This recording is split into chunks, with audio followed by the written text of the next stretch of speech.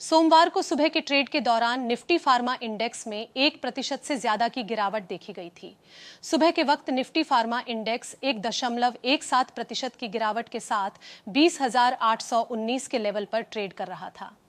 Nifty pharma के कई stock जैसे Cipla, Aurobindo pharma, Biocon, Divi's labs, Sun pharma जैसे शेयरों में गिरावट दर्ज की जा रही है।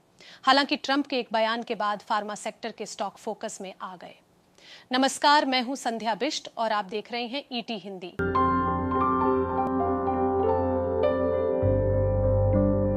यह गिरावट तब देखी जा रही है जब अमेरिकी राष्ट्रपति डोनाल्ड ट्रंप ने अपने social media post truth social के माध्यम से एक्स पर दवाओं की कीमतों में लगभग तुरंत 30% से 80% तक की कटौती की योजना का ऐलान किया है।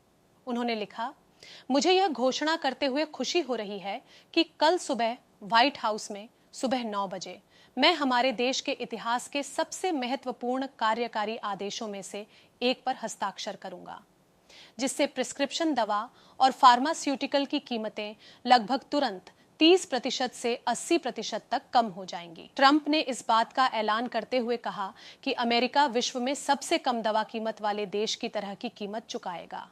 उन्होंने कहा, मैं एक सबसे पसंदीदा राष्ट्र की नीति लागू करूंगा, जिसके तहत संयुक्त राज्य अमेरिका दुनिया में कहीं भी सबसे कम कीमत चुकाने वाले देश के बराबर कीमत चुकाएगा।